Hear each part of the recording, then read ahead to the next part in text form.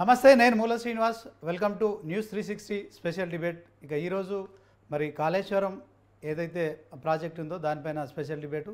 ఇక 1,00,000 కోట్లతో నిర్మించిన కాళేశ్వరం ప్రాజెక్ట్ అంశం మరోసారి తెరపైకి వచ్చింది. గత కొంతకాలంగా ఈ ప్రాజెక్టుపై కూడా మరి కాంగ్రెస్ బీఆర్ఎస్ పార్టీలు ఈ రెండు పార్టీల మధ్య పెద్ద యుద్ధమే నడుస్తుంది. తాజాగా విజిలెన్స్ కమిషన్కు సంబంధించి మధ్యంతర నివేదిక కూడా మరి ఇవ్వడంతో మరోమారు చర్చ అయితే కొనసాగుతోంది. ముఖ్యంగా మరి కమిషన్ తన విచారణలో సంచలనమైన విషయాలు కూడా బయటపెట్టిందని చెప్పుకోవచ్చు. ఇక గుత్తేదారుతో పాటు ఇంజనీర్ల నిర్లక్ష్యమే కాళేశ్వరం కొంపముంచిందని మరి ఈ యొక్క కమిషన్కు సంబంధించిన విచారణ ఏదైతుందో మధ్యంతర నివేదిక అయితే బయటపెట్టిన కారణంగా మొత్తానికి మరి ఈ ప్రాజెక్టులో లోపాలను అయితే బయటపెట్టిందని స్పష్టమవుతుంది. ఇక ఇదే అంశంలో ఈరోజు మరి స్పెషల్ డిబేటు. దీంట్లో మనతో స్టూడియోలో ఉన్నారు విజయార్య క్షత్రియ గారు, బీఆర్ఎస్ నాయకులు, అలాగే ఇక వెంకటస్వామి గౌడ్ గారు కాంగ్రెస్ పార్టీకి సంబంధించి, ఇక మరి అనలిస్టు కోటేశ్వరరావు గారు కూడా జూమ్లో ఉన్నారు. సో దీంట్లో ముఖ్యంగా మరి కోటేశ్వరరావు గారితో ముందు మాట్లాడదాం.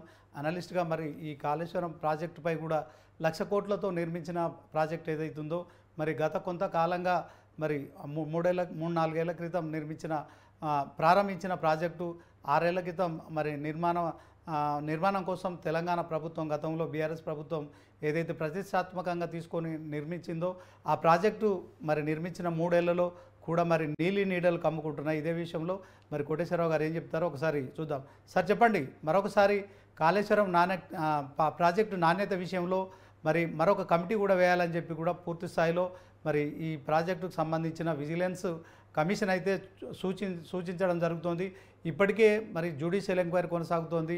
నేషనల్ డ్యామ్ సేఫ్టీ అధికారులు కూడా ఈ ప్రాజెక్టుపై కూడా అధ్యయనం చేస్తున్నారు. ఇవన్నీ కొనసాగుతున్న నేపథ్యంలో మరి కాళేశ్వరం ప్రాజెక్టు మరి పురోగతి ఎలా ఉంటుంది, దీనిపై ఏం చెప్తారు సార్?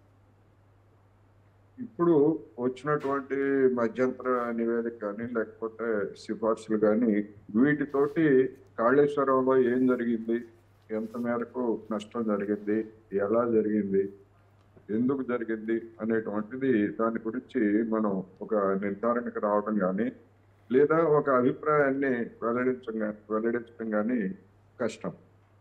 సమగ్రమైనటువంటి నివేదిక లేదా దానికి సంబంధించినటువంటి మంచి చెడులన్నీ కూడా అంటే సాంకేతిక పరమైనటువంటి అంశాలు ఇందులో ఉన్నాయి. అది కాకుండా ఆర్థిక పరమైనటువంటి అవకతవకలు అనేటువంటి మరొక కోణం ఉన్నది. అదేవిధంగా మోటార్ల కొనుగోలు, వాటి నాణ్యత, ఇలా అనేకమైనటువంటి అంశాలు ఉన్నటువంటి నేపథ్యంలో కమిషన్ సమగ్రమైనటువంటి నివేదిక రాకుండా మొత్తం మీద అయితే ఒకటి మాత్రం వాస్తవం, అవకతవకలు అనేటువంటిది వాస్తవం.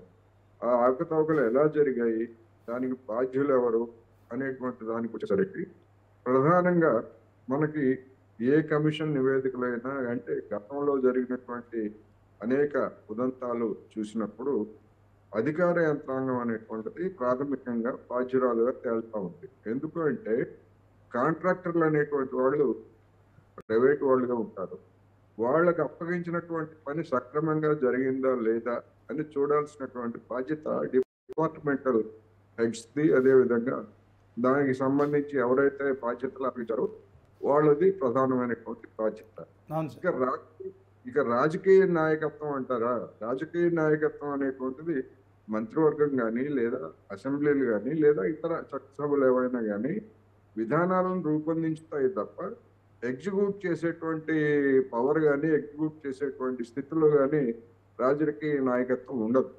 అందువలన ఈ జరిగినటువంటి అక్రమాలకి ఇప్పుడు ఫలానా ఒక మోటార్ కొనుగోలు చేశారు, ఆ మోటార్ కొనుగోలు చేసి ఫలానా కంపెనీ దగ్గరే కొనుగోలు చేయాలి అని చెప్పేసి రాజకీయ నాయకత్వం ఒత్తిడి చేసేట్లయితే ఆ కంపెనీకి రాజకీయ నాయకత్వానికి ఉన్నటువంటి అనుబంధం ఏమిటి, లేకపోతే ఉన్నటువంటి ముడుపుల సంబంధం ఏమిటి అనేటువంటి అంశాలు తేలాలి. అందుకని ఇలాంటివి అన్నీ కూడా నిర్దిష్టమైనటువంటి సిఫార్సులు లేదా మళ్ళా వీటి మీద ఇంకా నిర్దిష్టంగా విచారణ జరపాలి అనేటువంటి సిఫార్సులు ఏం చేస్తే ఏమిటనేటువంటిది సమగ్రంగా చూసిన తర్వాతనే దాని మీద ఒక అభిప్రాయం చెప్పగలం అనేది ఈ సందర్భంగా నేను చెప్పగలను. Okay sir, thank you sir. మరి ఇక ఇంజనీర్లు, గుత్తేదారులు రెండు మాత్రమే ఈ యొక్క ప్రాజెక్టులో నిర్మాణాలు అంటే వీళ్ళ నిర్లక్ష్యంతోనే ఈ యొక్క ప్రాజెక్టుకు సంబంధించిన ఏదైతే లోపాలు అయితే బయటపడుతున్నాయి. సో దాంట్లో వారి మధ్య సమన్వయ లోపం ఉందని చెప్తున్నారు. ఈ అంశంలో మరి ఆ స్టూడియోలో ఉన్నారు బీఆర్ఎస్ నాయకులు విజయారెడ్డి క్షత్రియ గారు. చెప్పండి, కాళేశ్వరం ప్రాజెక్టును బీఆర్ఎస్ ప్రభుత్వం అంటే కేసీఆర్ మానస పుత్రిక కూడా మనం అప్పట్లో చెప్పుకున్నాం. కేసీఆర్ ఏదైతే మరి 1,00,00,000 కోటి ఎకరాల మాగాణం చేస్తామని చెప్పి 1,00,00,000 కోట్లు వెచ్చించి నిర్మించిన ఈ ప్రాజెక్టు మొదటి దశ ఏదైతే ఉందో మేడిగడ్డ, ఈ మేడిగడ్డలోనే మరి లోపాలు బయటపడము. సో దీని మీద పర్యవేక్షణ లోపం కరువైందని చెప్పి కూడా కోటేశ్వరరావు గారు చెప్తున్నారు. సో మీరేం చెప్తారు? అయితే కోటేశ్వరరావు గారి మాటలతో నేను కూడా ఏకీభవిస్తున్నాను. అయితే మొట్టమొదటిగా సత్యమేవ జయతే అనేది ఒక పదం ఉంది మనకు. అవును అన్నట్టు మేము ముందు నుండి కూడా చెప్తా ఉన్నాం, మేము ఎక్కడ కన్ఫ్యూజన్ కాకుండా నాణ్యత వేరు, నిర్మాణం వేరు, అవినీతి వేరు, తర్వాత నిర్వహణ వేరు అని. అది నిర్వహణ లోపం వల్ల జరిగింది అని మరి ఎంక్వైరీ కమిషనే మొన్న సిడబ్ల్యూసి ఎంక్వైరీ కమిషన్ వేసింది కదా, ఎన్డిఎస్సి రిపోర్ట్లో కూడా నిర్వహణ లోపం ఉంది అక్కడ అనేది చెప్పింది. కానీ ఎక్కడ కూడా మరి ప్రభుత్వాన్ని తప్పుపట్టలే దాంట్లో. కాబట్టి మరి కాంగ్రెస్ పార్టీ కానీ భారతీయ జనతా పార్టీ కానీ ఇతరత్ర కేసీఆర్ గారిపై వ్యక్తిగతంగా దూషణలకు దిగి బీఆర్ఎస్ ప్రభుత్వాన్ని బద్నాం చేసిన వాళ్ళు ఈరోజు క్షమాపణ చెప్పాలి, బహిరంగ క్షమాపణ చెప్పాలి. ఎందుకనంటే అది నిర్వహణ లోపం ఉంది. అది ఎక్కడ కూడా ఇప్పుడు ఎవరైనా కూడా ఇప్పుడు ఈరోజు రేవంత్ రెడ్డి గారు ఉన్నారండి, ఒక ప్రాజెక్ట్ టేకప్ చేస్తాడు, ఆయన పనులపై చెప్తాడు కానీ ఇంకా ఒక అబ్జర్వేషన్ మాత్రం ఉంటుంది. కానీ అడ్మినిస్ట్రేషన్ అనేది సంపూర్ణంగా దాని మీద అబ్జర్వేషన్ చేసి దాన్ని నిర్మాణం చేసి ప్రజలకు అంకితం చేయాలి అన్నప్పుడు అక్కడ ప్రాబ్లం ఎక్కడొచ్చింది అని అంటే నిర్వహణ లోపం వల్ల ఉన్నది అని తెలిసిన తర్వాత మేము అప్పుడే చెప్పినాం. ఇప్పుడు కాదే ఎలక్షన్ కంటే ముందు కూడా చెప్పినాం. అంటే అసెంబ్లీ ఎన్నికల తర్వాత మళ్ళీ ఇదంతా పెద్ద దుమారం లేతే అదంతా మా తప్పిదం కాదు, అది ఖచ్చితంగా ఏదైతే లార్సన్ అండ్ టూబ్రో ఉందో ఆ కంపెనీకి మేము అప్పచెప్పాం ప్రభుత్వం తరఫున. లార్సన్ అండ్ టూబ్రో ఏదైతే ఉందో వాళ్ళు అండర్ గ్యారంటీ 5 years అండర్ గ్యారంటీలో ఉంది. దాన్ని 100 కోట్ల రూపాయలు అయినా కూడా 1000 కోట్ల రూపాయలు అయినా కూడా ఏదైనా తప్పిదం జరిగితే మళ్ళీ పునర్నిర్మాణం చేసిస్తామని చెప్పి గ్యారంటీ లెటర్ ప్రభుత్వం దగ్గర ఉంది. కాబట్టి భయపడాల్సిన అవసరం లేదు, భంగపడాల్సిన అవసరం లేదు, మీరు అనవసరంగా దుమారం చేస్తూ ఉన్నారు ఈ విషయాన్ని అని మేము చెప్తూనే ఉన్నాం. ఇప్పుడు అది విజిలెన్స్ రిపోర్ట్ వల్ల మీరు చెప్పిన దాన్ని బట్టి మాకేమర్థమవుతుందంటే సత్యమేవ జయతే ఉన్నట్టుగా రిపోర్ట్ వచ్చినట్టే అక్కడ. ఓకే విజయారే గారు, దీంట్లో మీరు చెప్పిన వాదనతో మేము కూడా ఏకీభవిస్తున్నాం. సో కేసీఆర్ గారు ప్రతిష్టాత్మకంగా తీసుకున్నారు. గోదావరి నీటి వినియోగాన్ని జలాన్ని వినియోగంలోకి తీసుకురావడానికి కాళేశ్వరం ప్రాజెక్టు నిర్మించే సాహసం చేసిరు. దాంట్లో తెలంగాణ ప్రజలు కావచ్చు తర్వాత అంతా మద్దతు పలికారు, దాంట్లో ఎలాంటి డౌట్ లేదు. కానీ నిర్మాణంలో లోపాలు జూలై నెలలో బయటపడ్డాయి. అంటే ఒక 6 నెలల ముందే అంటే డిసెంబర్లో ఎన్నికలు నవంబర్ డిసెంబర్లో ఎన్నికలు జరిగి కొత్త ప్రభుత్వం ఏర్పడే లోపల అంటే జూలై 6 నెలల ముందుగానే దాంట్లో లోపాలు బయటకు వచ్చాయి. అప్పుడే మరి బీఆర్ఎస్ ప్రభుత్వంలో ఉన్న పెద్దలు ఆ విషయంలో పర్యవేక్షించి ఆ లోపాలను అప్పుడే సరిదిద్దుకుంటే లోపాలు బయటపడ్డ తర్వాతనే ఇప్పుడు ఈ విషయం చర్చకు వస్తుంది. మేడిగడ్డ దగ్గర ఏదైతే కుంగుబాటు జరగకపోతే ఈ విషయం చర్చకు వచ్చేది కాదు, ఆ ప్రాజెక్టు వినియోగం తర్వాత అంశం. కానీ ఇప్పుడు ఆ లోపాలను గుర్తించినప్పుడే చేసి ఉంటే బాగుండేది. ఇటు గుత్తేదారు కావచ్చు తర్వాత ఇంజనీర్లు కావచ్చు ఇద్దరు కూడా సమన్వయ లోపం ఉందని మరి విజిలెన్స్ మధ్యంతర నివేదిక చెప్తోంది. దీని పట్ల ఇది ప్రభుత్వంపై అంటే ప్రజలు తప్పులు చేస్తే ఆ రాష్ట్రంలోని కావచ్చు ఆ రాజ్యంలోని రాజుదే తప్పు అంటారు. సో ఈ విషయంలో కేసీఆర్ ఖచ్చితంగా కేసీఆర్ నిర్లక్ష్యం కూడా ఉందని మరి విజిలెన్స్ నివేదిక ద్వారా తెలుస్తోంది. దీని పట్ల ఏం చెప్తారు? ఈరోజు మేము ఎక్కడ కూడా మేము పక్కదారి పట్టట్లేదండి. ప్రాజెక్టు నిర్మాణంలో ఉంది, 80% పనులు పూర్తయినాయి, ఇంకా 20% బాకీ ఉన్నాయి పనులు. అంతట్లోనే ఎలక్షన్లు వచ్చాయి. ఎలక్షన్లు వచ్చే క్రమంలో రీచెక్ చేస్తూనే ఉన్నాము. రీచెక్ చేస్తున్న క్రమంలో ఇవి బయటపడ్డాయి. రీచెక్ చేస్తున్నప్పుడు అన్నప్పుడు రీచెక్ చేసి మళ్ళీ ఏం చేస్తాము, అది గవర్నమెంట్ మారినా మారకపోయినా ఒకవేళ మేమున్నా కూడా ఖచ్చితంగా లార్సన్ అండ్ టూబ్రోను బాధ్యత వహిస్తూ వాళ్ళకు పని అప్పచెప్పి అండర్ గ్యారెంటీలో ఉంది కదా, ఈ తప్పు ఉంది కదా, ఈ తప్పును సరి చేయండి అని చెప్తాం. ఇంతే కదండి చేసేది. అన్నప్పుడు అది చెప్పే అవకాశాన్ని ప్రజలు ఇవ్వలేదు. మా ప్రభుత్వం పోయింది, ప్రధాన ప్రతిపక్షంలో కూడా ఈరోజు కాంగ్రెస్ ప్రభుత్వం వచ్చింది. దాన్ని ఇంత అల్లరి చేయాల్సిన అవసరం ఏముంది అనేదే ప్రశ్న ఇక్కడ. మీరు చేసినా మేము చేసినా ప్రాజెక్ట్ ఎవరు టేకప్ చేసినా కూడా అది ప్రజల కోసం చేసింది, ప్రజల ధనం కోసం ధనంతో చేసిందే, ఎవరింటి డబ్బులు కాదు అవును అన్నప్పుడు ఇంత స్పష్టంగా ఉన్నదాన్ని మీరు ఇంత ఘోరంతను కొండంత చేసి చూపెట్టి ఓట్లు అయితే వేసుకొని ప్రభుత్వాన్ని తెచ్చుకుని బాగుంది. మేము చెప్తానేమో నా అండర్ గ్యారంటీలో ఉందండి, దానికి ఎలాంటి అంటే నాణ్యత లోపము లేదు, మళ్ళీ నాణ్యత లోపం లేదు, నిర్వహణ లోపం వల్ల సంథింగ్ ఈస్ దేర్, దాన్ని అండర్ ద రిపేరబుల్, అది కూలిపోయే పరిస్థితి లేదు. ఒక చిన్న మిస్టేక్ జరిగిందని వాళ్ళే అంటున్నారు, లార్సన్ టూబ్రో వాళ్ళు, వ్యాప్కోస్ వాళ్ళు అంటా ఉన్నారు, సిడబ్ల్యూసీ అంటా ఉంది. కాబట్టి మరి మనకు ఒక గ్యారంటీ ఇచ్చినటువంటి వ్యవస్థనే ఉంది కాబట్టి మనకు టెన్షన్ లేదు, మళ్ళీ ప్రభుత్వం నుండి ₹1 పెట్టాల్సిన అవసరం లేదు. కాబట్టి మనం వాళ్ళకి ఇద్దామని చెప్తా ఉంటే వీళ్ళు దాన్ని కొండంత చేసేసి అవినీతి జరిగింది, మొత్తం కూలిపోతుంది. మరి కూలిపోలేదా? మరి 8 నెలలు అవుతుందండి. మరి ఈరోజు మరి ఏది మేడిగడ్డ బ్యారేజ్ ఎందుకు కూలిపోలేదు, అన్నారం బ్యారేజ్ ఎందుకు కూలిపోలేదు, మరి అలాగే సుందిల బ్యారేజ్ ఎందుకు కూలిపోలేదు? ఒక రోజుకు 2 TMCలు ఎత్తిపోయాల్సిన అవసరం ఉన్నప్పుడు నీళ్లు ఒక నుండి పోతుంది అనుకున్నాం జరసేపటికి, మిగిలిన నీళ్ళు అయితే ఎత్తిపోస్తూ ఉంటే అది నిల్వ ఉంటది కదా. 140 TMCల నిర్వహణతోటి ఉన్నటువంటి ఈ 3 బ్యారేజీలు నీవు ఒకదాని నుండి ఒకటి ఎత్తిపోయాల్సిన అవసరం ఉంది. తర్వాత మేడారంకు రాగానే అవి మరి సప్లైకి అంటే ఎత్తిపోయడానికి ఇప్పుడు దీని విషయంలో క్వాలిటీ పూర్తి స్థాయిలో పర్యవేక్షించిన తర్వాతనే NDSA రిపోర్ట్ ఏదైతుందో దాంట్లో ఇప్పుడు ఇమీడియట్గా ఈ ప్రాజెక్టులో నీళ్లు నిల్వ చేద్దని రిపోర్ట్ వచ్చింది. సో మరి కాంగ్రెస్ నాయకులు ఏమంటారు? వెంకటస్వామి గౌడ్ గారు చెప్పండి. బీఆర్ఎస్ నాయకులు చెప్తున్నారు దీంట్లో కేసీఆర్ తప్పేం లేదు, ప్రాజెక్టులో నాణ్యత బాగానే ఉంది, నిర్వహణ లోపం ఉంది. సో నిర్వహణ లోపానికి సంబంధించి మరి L&T సంస్థ కూడా ముందుకొచ్చింది, కానీ ప్రభుత్వం కాలయాపన చేసింది. సో దీంతో 1,00,000 కోట్ల ప్రాజెక్టును ఈ వర్షాకాలంలో కావచ్చు, తర్వాత మిగిలిన రిజర్వాయర్లు నింపుకోవడానికి, ఈ వర్షాకాలం పంటలకు వినియోగించుకోవడానికి ఎత్తిపోయడానికి అవకాశం లేదని మరి విజయార్య గారు చెప్తున్నారు. మీరేం చెప్తారు?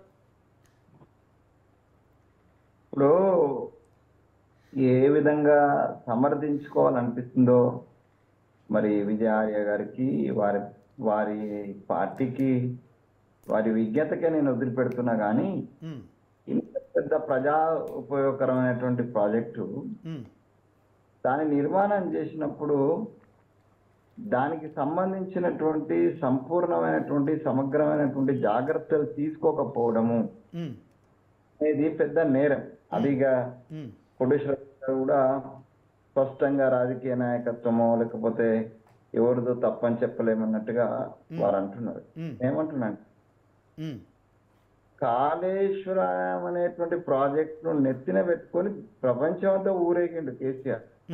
అవును, అది అసలు నవ్వుతో నా భవిష్యత్తు, అసలు ఇట్లాంటి ప్రాజెక్టు అసలు ఎవడన్నా కడతాడా మీ మొహాలకని, ఎట్లా ఎంత హీనంగా, ఎంత దిగజారుడు భాషతోటి ఎదుటి వాళ్ళను దూషించి కించపరిచినటువంటి వ్యక్తి మరి ఆ మాత్రం అంత కాన్ఫిడెంట్ గా ఉన్నవాడు ఎందుకు ఈ రకమైనటువంటి లోపాలు జరుగుతుంటే నీరెత్తినట్టు కూర్చున్నారో నాకు అర్థం కాలేదు. మరి దాన్ని వాళ్ళు సమర్థించుకోవడం ఎంతవరకు సమంజసమో వాళ్ళ విజ్ఞతగా నేను వదిలేస్తున్నాను. ఇది ప్రజల సొమ్ము అనేటువంటి విషయము ఆర్య గారు కూడా చెప్తున్నారు, సంతోషం. ప్రజల సొమ్ము విషయంలో మరి పాలకులు ఎంత జాగ్రత్తగా ఉండాలి, ఎంత బాధ్యతాయుతంగా ఉండాలనేటువంటి దాన్ని మరి వారు ఎందుకు మర్చిపోయారు? ఇక్కడ డైరెక్ట్ గా ఆడ కూర్చొని నేను చేపిస్తా అని అనేక సార్లు కుర్చీలు వేసుకొని కూర్చొని చేపిస్తా అనేటువంటి మాట కేసీఆర్ గారికి ఊత పదం ఉండేది గతంలో. అవును, కాళేశ్వరం కూడా నిర్మాణం అట్లనే చేశాడు ఆయన. 3 సంవత్సరాల ప్రాజెక్టు పూర్తి చేయించారు గోదావరి నది మీద. కుర్చీ వేసుకొని కూర్చొని పని చేయించినటువంటి హరీశ్వరరావు పేరైతే ఆయన పోయిన ఇంతకు ముందు నరసింహన్ ఒక ఆయన కాళేశ్వరరావు అని పేరు పెట్టాలా అని చెప్పినాడు. మరి అంత ప్రాతిపదికన పూర్తి చేస్తున్నామని చెప్పుకున్న వాళ్ళు మీరు ఎంత యుద్ధ ప్రాతిపదికన చేసినా సంతోషమే, చేయాలనేటువంటిది ఎవరమైనా ఎంకరేజ్ చేద్దాం. కానీ తగు జాగ్రత్త కట్టకుండా లేకుండా ఇల్లు కట్టుకుంటే కూలిపోతుంది. సో ఇప్పుడు జరిగినటువంటి మీరు చేసిన అంటే మీరు తొందరపాటు, ఇప్పుడు ఏమంటారు, మామూలు నెత్తి మీద కత్తి పెట్టి మామూలు తొందర పూర్తి చేయాలా అనేటువంటి ఒత్తిడి కారణంగా మేము కొంత ఈ నిర్లక్ష్యం జరగవచ్చు, లేకపోతే ఈ పొరపాటు జరగవచ్చు అని ఇంజనీర్లు అంటారు, అధికారులు అంటారు. ఉమ్, అలాగే గుత్తేదారులు మేము నార్మల్ గా చేస్తుంటే టైం బాండ్ పెట్టిండు కాబట్టి మేము అన్ని నాణ్యతనే ఉపయోగించిన దానికి రావాల్సినంటే ఆ గ్యాప్ పీరియడ్ లేక ఇప్పుడు ఇల్లు కడుతున్నప్పుడు ఒక 20 రోజులు షెడ్ చేసినాక నీళ్లు కొట్టినాక 20 రోజులు గ్యాప్ ఉండాలి, 30, అదంతా సైంటిఫిక్ ప్రూఫ్స్ చెప్తుంటారు కదా. అంటే ఓవరాల్ గా కాళేశ్వరం ప్రాజెక్టు సైంటిఫికల్ గా కన్స్ట్రక్షన్ కాలేదంటున్నా మీరు? ఎవరికి వాళ్ళు ఇట్లా తప్పించుకునేటువంటి అవకాశాన్ని ఉమ్, కల్పించినటువంటి పాలకులు ఎవరైతున్నారో వాళ్ళదే సంపూర్ణ బాధ్యత. ఉమ్, సంతోషించాల్సిన విషయం ఏంటంటే మరి ఆర్య గారు, విజయ ఆర్య గారు అంటున్నారు అది కూలిపోలే ఇది కూలిపోలే, కొట్టకపోతే అసలు అది కొట్టకపోతే అంత లక్షల కోట్ల రూపాయల నష్టం జరగాలని మీరు కోరుకుంటున్నారా? ఉమ్, ఎందుకు కొట్టుకపోవాలనుకుంటున్నారు? ఉమ్, ఈ దేశంలో ఉన్న ఎవరు కూడా ఒక పెద్ద ప్రాజెక్ట్ కొట్టుకపోవాలని ఎవ్వరు అనుకోరు. అవును. ఇలా నీళ్లు వదిలిపెట్టమని చెప్పింది నేషనల్ డ్యామ్ సేఫ్టీ అథారిటీ. అవును, అవును. ఒకవేళ మీరు ప్రిజర్వ్ చేస్తే డ్యామ్ మొత్తానికి 30 వాళ్ళు చెప్పిన కారణంగా నీళ్లు వదిలిపెట్టినారు. ఉమ్, నీళ్ళు వదిలిపెట్టిన వల్ల అది దానికి సేఫ్ గా ఉంది. ఉమ్, ఉమ్, అంత మాత్రాన ఉమ్, అరే కొట్టపోలేదు మరి నీళ్లు పోతున్నాయి, నీళ్లు వదిలిపెట్టినా కూడా పోతలేదు అని అంటే ఏం సైంటిఫిక్ అప్రోచో. నేనైతే ఇక ఆయన ఉపయోగించిన పదాలు ఎన్నో, ఇప్పుడు మా ముఖ్యమంత్రి గారు కూడా కొన్ని పదాలు ఉపయోగిస్తున్నారు, నేను ఆ పదాలకు బోదలుచుకోలేదు. కానీ ఉమ్, ఉమ్, పర్టికులర్ గా పాలకులు ఎవరు ఉన్నారో వాళ్ళదే బాధ్యత. ఇవాళ మేమున్నాము, ఆడ రిపేర్స్ నడుస్తున్నాయి, దానికి సంబంధించినటువంటి ఏదైతే సైంటిఫిక్ గా అప్రోచ్ అయ్యి రిపేర్స్ చేయాలనో టెక్నికాలిటీనో అవన్నీ ఒకవేళ మేము చేయలేకపోతే విఫలమైతే మా ప్రభుత్వంలో ఉన్నటువంటి అది ఓకే ఓకే వెంకటస్వామి గారు ఒకసారి ఆ కోటేశ్వరరావు గారితో మాట్లాడదాం. సార్ చెప్పండి, మరి 2010 కోటేశ్వరరావు గారు మాకు బాధ్యత ఓకే ఓకే వెంకటస్వామి గారు వన్ మినిట్ బాధ్యత రాహిత్యంగా ఉండడం అనేటువంటిది ఓకే. మీరు చెప్తున్న పాలకుల బాధ్యత రాహిత్యం అంటున్నారు, కేసీఆర్ దీనికి బాధ్యత వహించాలంటున్నారు. ఒకసారి కోటేశ్వరరావు గారితో మాట్లాడదాం. కోటేశ్వరరావు చెప్పండి, ఇప్పుడు కాంగ్రెస్ మరి ఇది ఖచ్చితంగా పాలకులదే నిర్లక్ష్యం అంటున్నారు, మరి విజయార్య గారు ఏమంటున్నారు? మరి ఒక ముఖ్యమంత్రిగా ఆయన ఒక కంపెనీకి ఇంజనీర్లకు ఆ బాధ్యత అప్పచెప్పారు. సో దాంట్లో లోపాలు ఉంటే బాధ్యుల్ని వాళ్ళు చేయాలని మాట్లాడుతున్నారు. ఏం చెప్తారు సార్? ఇప్పుడు కాళేశ్వరం ప్రాజెక్టులో అవినీతి జరగలేదని నేను చెప్పలేదు. అవును సార్. సాంకేతిక పరమైనటువంటి విషయాలకు సంబంధించి వివిధ విభాగాలు సమన్వయం చేసుకోవడం, పర్యవేక్షణ చేయడం అనేటువంటిది ఎవరి బాధ్యత ఏమిటనేటువంటిది నేను చెప్పాను. అవును సార్. కేసీఆర్ గారు కుర్చీ వేసుకున్నారా, లేకపోతే ఇంకోటి చేసి చుట్టూ నిర్మాణం జరుగుతూ ఉంటే చూసారా? అవన్నీ కూడా అందరికీ తెలిసినటువంటి విషయం ఏంటంటే ఒక ప్రచార కండూతి. మనం ఇక్కడ కేసీఆర్ కాళేశ్వరం గురించి ఏ విధంగా హడావుడి చేసి ప్రచార మొత్తం అంతా తానే పర్యవేక్షిస్తున్నట్టు ఇప్పుడు అదే కదా కొంపముంచింది.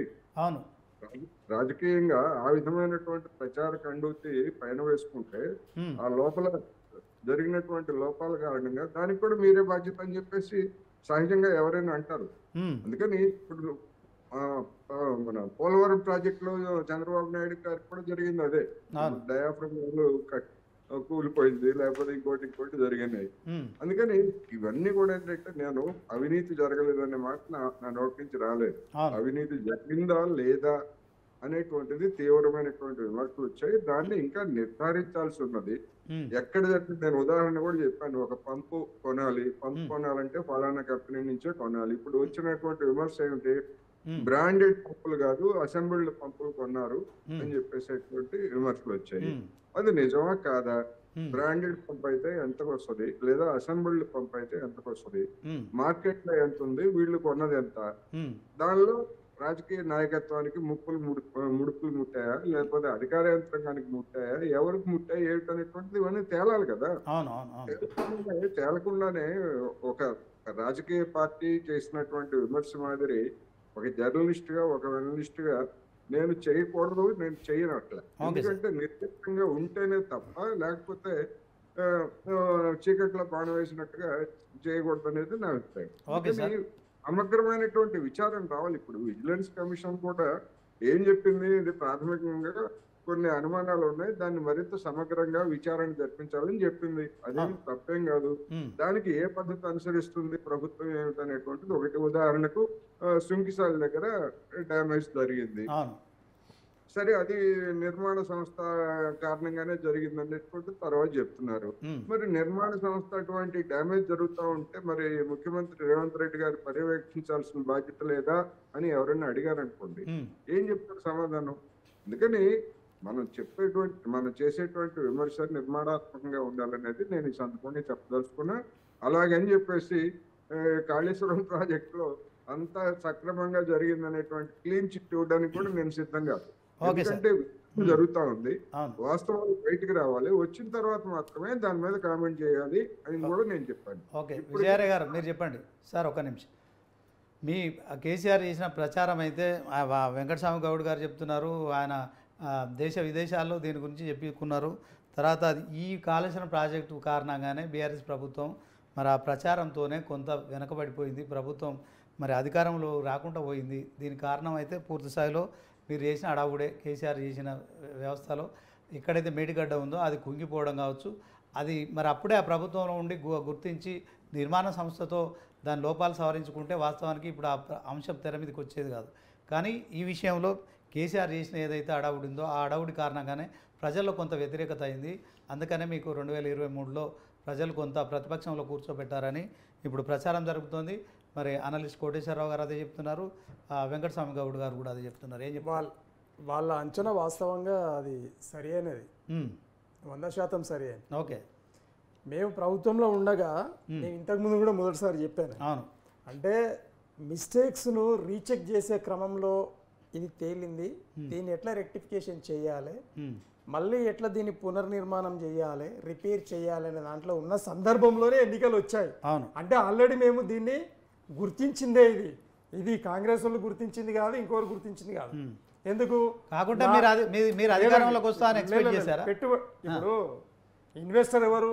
ప్రభుత్వం. అవును అన్నప్పుడు బిల్లులు ఇచ్చేటప్పుడు రీచెక్ చేసినాకనే కదా ఇచ్చేది. అవును అన్నప్పుడు చీఫ్ ఇంజనీర్ గారు దీన్ని గుర్తించిన తర్వాతనే బిల్లు ఇచ్చే క్రమంలోనే మొత్తం రీచెక్ జరిగింది. జరిగిన తర్వాత దీన్ని రిపేర్ చేసిన తర్వాత బిల్లు ఇస్తామని చెప్పడం జరిగింది. ఇవన్నీ వాస్తవాలే, దీంట్లో ఏ తప్పులు లేవు. ఇక్కడ ప్రాబ్లం ఏంది అని అంటే ఒక కుటుంబ సభ్యుడు నిర్వహణలో పరిపాలనలో ఏదైనా తప్పు జరిగితే చిన్న తప్పును ప్రజల మధ్యకి తీసుకుపోయి ఏదో అవినీతి జరిగింది, తప్పు జరిగింది, బ్యారేజ్ మొత్తం డ్యామేజ్ అయిపోయింది, ఇక కూలిపోతుంది అంటే ఊర్లు మొత్తం ఇంకా ఏమైతే నీటి మట్టం కాబోతున్నాయి అన్నంత సినిమా రేవంత్ రెడ్డి గారు చూపెట్టారు. ఇది మీకు కూడా తెలుసు. కానీ ఈ రోజు తీరా 8 నెలల తర్వాత ఏం తెలుస్తా ఉందండి? ఒక చిన్న తప్పు జరిగింది, దట్ ఈస్ ద రిపేరబుల్ అని చెప్తూనే ఉన్నాయి. ఎన్డీఎస్ఏ రిపోర్ట్ అదే ఉంది, లార్సన్ అండ్ టూబ్రో రిపోర్ట్ అదే ఉంది, ఈ రోజు విజిలెన్స్ రిపోర్ట్ కూడా అదే ఉంది. నిర్వహణ లోపం, అది కూడా పెద్ద నిర్వహణ లోపం కాదు.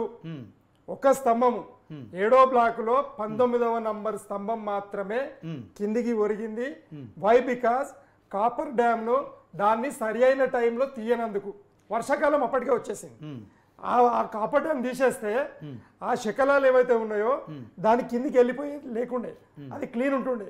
ఆ శకలాలు కింద గుచ్చుకపోయినందుకు దాని ద్వారా వాటర్ ఫ్లో ఎక్కువ ఒత్తిడి వల్ల కింద గుంతపడ్డది. వెంకటస్వామి గారు ఇది కేవలం ప్రాజెక్టులో ఒక చిన్న లోపం అని మరి విజయారాయ్ గారు చెప్తున్నారు. కాంగ్రెస్ పార్టీ ప్రతినిధిగా మీరేం చెప్తారు? చెప్పండి, టైం అయిపోయింది. ఒకటి నేను చెప్పినాక మళ్ళీ చెప్పాను, ఎందుకంటే ప్రభుత్వం వాళ్ళది కాబట్టి చెప్పాలి. ఈ రోజు మీరు చెప్పారు చిన్న లోపం. కాంగ్రెస్ ప్రభుత్వము ఈ రోజు భగీరథుడిగా, ఒక తెలంగాణ బిడ్డగా, పెద్ద కొడుకుగా కేసీఆర్ గారు మరి బ్రహ్మాండమైన ఆలోచనతోటి DT ప్రాజెక్టు కలిసి దాన్ని ఓర్వలేనటువంటి ఈ కాంగ్రెస్ పార్టీ వీళ్ళు ఉన్నదాన్ని చిన్నదాన్ని పెద్దగా చేసి